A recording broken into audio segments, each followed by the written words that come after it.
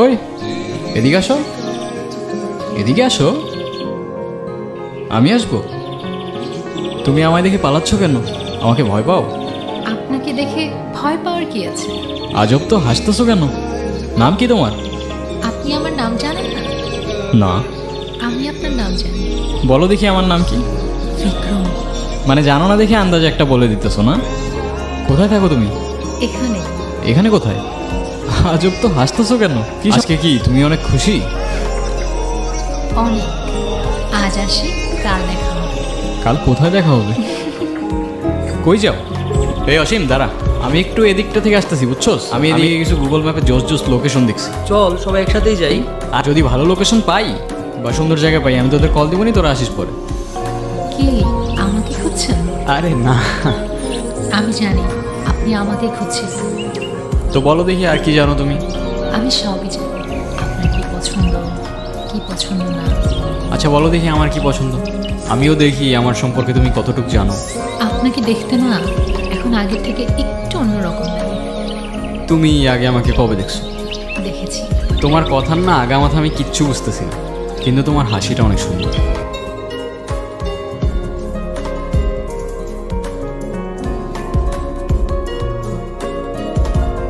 আচ্ছা তোমাকে একটা প্রশ্ন করি, তোমার বয়ফ্রেন্ড আছে?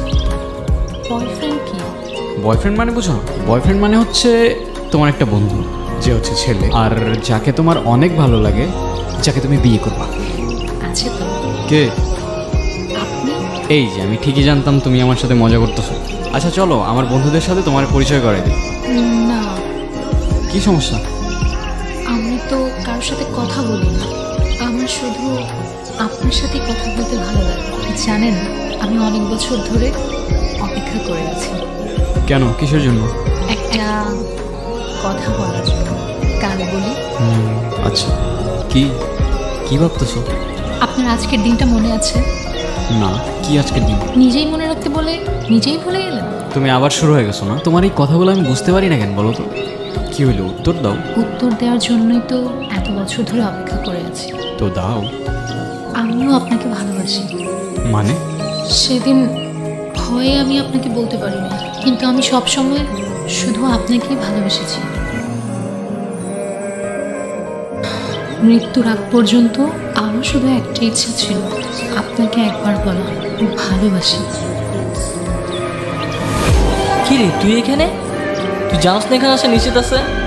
আরে তুই কেমনে জানবি? আমি তো তোর কিছু বলিই নাই। শিট, এখানে বেশিক্ষণ থাকা যাবে না, তাড়াতাড়ি এখান থেকে চলে যেতে হবে। চল। দলিত, অচ্ছুত, মানুষ না, ওর এই গ্রামে থাকার কোনো অধিকার নেই। বেরো আমাদের গ্রাম থেকে। তো দাদা কেমন লাগলো আমাদের গায়ে এসে? অসাধারণ, তোমাদের গায়ের আতিথেয়তায় আমি মুগ্ধ। দাদা আমরা আসি, সন্ধ্যার আগে বাড়ি চলে যাবেন, কেমন? এই মেয়ে, কে তুমি? এই অবেলায় এখানে কি করছো? তোমার বাড়ি কোথায়? ভয় পেও না, আমি তোমার ক্ষতি করব না। আমি বিক্রম, বিক্রম শেখ। এই গায়ে কিছু কাজে এসেছি। কেউ কারোর পরিচয় দিলে নিজের পরিচয়টাও দিতে হয়। নাম কি তোমার? কথা বলতে পারো না? তুমি এখানেই থাকো? তোমার মা বাবা কোথায়? কি হলো, কিছু বলছো না কেন?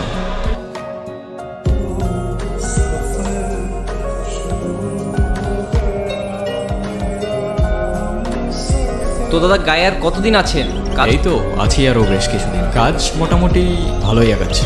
দাদা, কোনো সমস্যা হলে কিন্তু সবার আগে আমাদের জানাবেন। শত হোক, এই গায়ে কিন্তু আমরাই আপনার আপনজন। হ্যাঁ তা তো অবশ্যই, কিন্তু একটা প্রশ্ন আমায় খুব ভাবাচ্ছে জানো তো? কি প্রশ্ন দাদা? তোমরা কিন্তু এখনো আমাকে বললেন ওই দিকটায় যাওয়া বারণ কেন? কি বলছেন দাদা? আপনি ওই দিকটা গিয়েছিলেন? দাদা, আপনি কিছু দেখেননি তো? একটা মেয়ে ছাড়া আমি তো তেমন কিছু দেখতে পেলাম না। দাদা আপনি ওর সাথে কথা বলেননি তো? বলার চেষ্টা করেছিলাম, কিন্তু ও বলেনি। ওর সাথে কথা বলা তো দূরের কথা, ওই দিকটা যাওয়া পর্যন্তও বারণ। বারণ কেন? ওরা তো অচ্ছুত জাত, ওদের সাথে কথা বলা যায় না তো। মানুষ না ওরা, ওরা দলিত, নিচু জাত। আপনি তাড়াতাড়ি গা ত্যাগ করুন, জানাজানি হলে আমাদের আর রক্ষে নেই। এই চল চল।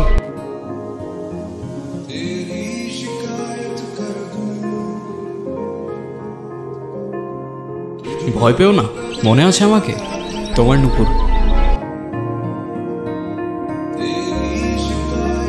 কি দাদা আপনাকে কতবার বারণ করলাম ওই দিকটা যেতে, আপনি? তোমরা কি ভেবেছো আমি তোমাদের কথায় ভয় পেয়ে যাব? শোনো, তোমাদের এই কুসংস্কার আর কেউ মানুক না মানুক আমি মানি না। আপনি কিন্তু কাজটি ঠিক করছেন না। এরপর কিন্তু আমরা আর কিছুই করতে পারবো না। তোমাদের আর কিছু করতেও হবে না। 10 বছর বয়স থেকে নিজের ভালো নিজে বুঝতে শিখেছি। জীবনে কত কিছু দেখেছি তোমাদের ধারণাও নেই। পৃথিবীটা কত সুন্দর এখন অনুভব করতে পারতেছো? তুমি কি এখনও আমাকে ভয় পাও? তোমার কি আমাকে ওই গায়ের মানুষগুলোর মতো মনে হয়? তোমার এই স্তব্ধতা আমাকে প্রতিদিন আরও বেশি করে ভাবায়। তুমি আলাদিনের গল্পটা শুনেছো? যদি আমাকে আলাদিনের মতো 3টা ইচ্ছা দেওয়া হতো, প্রথম ইচ্ছায় আমি এই পৃথিবীর সমস্ত বৈষম্য দূর করতাম। সৃষ্টিকর্তা সৃষ্টি করলো মানুষ, আমরা সৃষ্টি করলাম বৈষম্য, দল, জাতি, বিভেদ, হিংসা, বিদ্বেষ। কাজটা আপনি ঠিক করলেন না দাদা। আপনাকে বারবার সাবধান করেছিলাম দাদা, শুনেননি। এখন আমাদের কিছুই করার নেই। আচ্ছা, কি করবে তোমরা? মেয়েটাকে আমাদের হাতে ছেড়ে দিন আর এই গাটা ত্যাগ করুন, তাহলে আচ্ছা, আর মেয়েটিকে তোমাদের হাতে ছেড়ে দিলে তোমরা কি করবে? ওকেও জ্বালিয়ে দেব। অচ্ছুত জাতের আমাদের এই গায়ে কোনো জায়গা নেই। জাত? কার কি জাত? মানুষ জন্ম নিতেই নির্ধারণ করো তোমরা। কারো বর্ণ, জাত তার জন্ম হইতেই নির্ধারণ করা যায় না। আর এটা শুধু আমি না, তোমাদের শাস্ত্রও বলে। এসব তোমাদের বুঝের অনেক বাইরে। কিন্তু একটা কথা, আমি থাকতে জাতের নামে যদি ওকে কেউ একটা ফুলের টোকাও দেয়, সবগুলার ধরেই মাটিতে পড়ে থাকবে।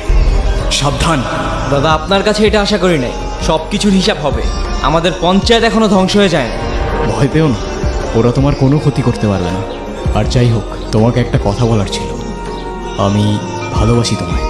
জানি হয়তো এখনো কোনো উত্তর দেবে না তুমি, তবু আমার মনে যা ছিল আমি তোমায় বলে গেলাম। এখন অন্তত তোমার নামটা জানতে পারি?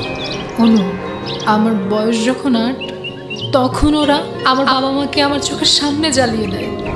আমার অপরাধ কি ছিল আমাকে বলতে পারেন? আমার বাবা মার কি অপরাধ ছিল? আমার জাত আমার অপরাধ? তোমার জাতের কোনো অপরাধ নেই। অপরাধ সেই জাতের যেই জাত জাত সৃষ্টি করেছে। এদিকে আসা এমনিতে আমাদের নিষেধ আছে, তাড়াতাড়ি হয়।